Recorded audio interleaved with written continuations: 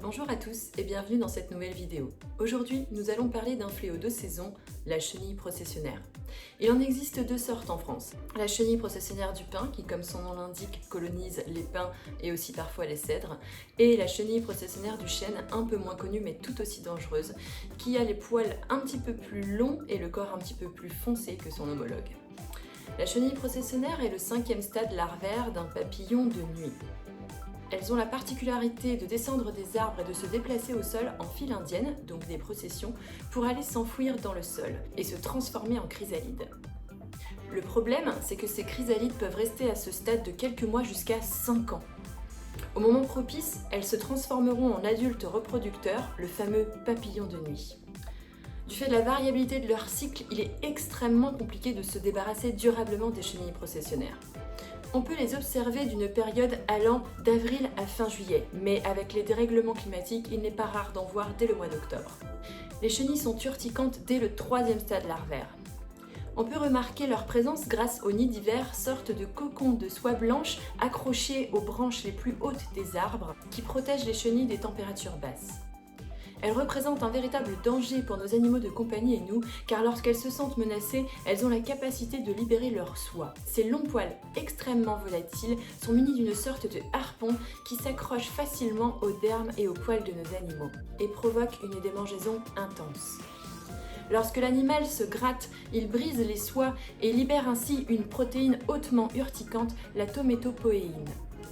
Cette substance provoque de graves inflammations et nécroses, ainsi qu'une douleur intense sur les zones touchées, pouvant aller jusqu'à la mort de l'individu selon l'étendue des lésions. Les zones de contact les plus fréquentes sont souvent les voies respiratoires, le visage, le museau essentiellement et la cavité buccale, ainsi que les pattes. Comment savoir si votre animal a été en contact avec des chenilles processionnaires? Il est abattu ou au contraire anormalement agité et se plaint. Il se frotte le museau par terre, tousse ou essaie de mettre ses pattes dans sa bouche. Il salive anormalement, il a du mal à respirer, son visage ou sa langue sont gonflés. Et si vous avez vu des arbres infestés à proximité, alors n'attendez plus. La prise en charge rapide améliore considérablement les chances de survie et l'absence de séquelles sur le long terme. Éloignez les enfants et les autres animaux. Ne touchez surtout pas les chenilles ou leurs nids.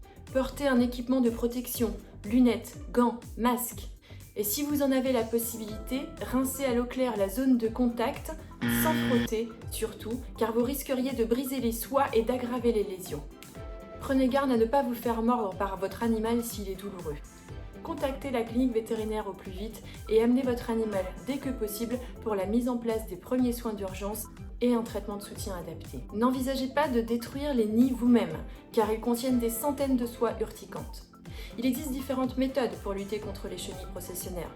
Tout d'abord des écopièges sous forme de colliers à placer autour des troncs d'arbres infestés qui retiennent la descente de la procession, ou encore des pièges à phéromones qui attirent les reproducteurs, ou bien des traitements biologiques à pulvériser sur l'arbre. Mais l'un des moyens les plus naturels de lutte contre ce fléau est de permettre la réintroduction d'un prédateur naturel de la chenille processionnaire, la mésange charbonnière, en posant des nichoirs sur les zones infestées pour permettre sa sédentarisation. Sachez qu'une mésange en période de reproduction peut manger plusieurs dizaines de chenilles par jour pour elle et sa couvée. Elle ne craint pas les poils urticants et est capable d'ingérer tous les stades larvaires. Notez par ailleurs qu'il n'est pas nécessaire d'abattre les arbres infestés, car bien qu'affaiblis par la défoliation causée par la chenille, ils meurent rarement à cause de cet envahisseur. J'espère que ces conseils vous auront été utiles. Si vous voulez aller un peu plus loin, je vous invite à consulter les sites suivants. Prenez soin de vous et de vos petits compagnons, et comme on dit chez nous,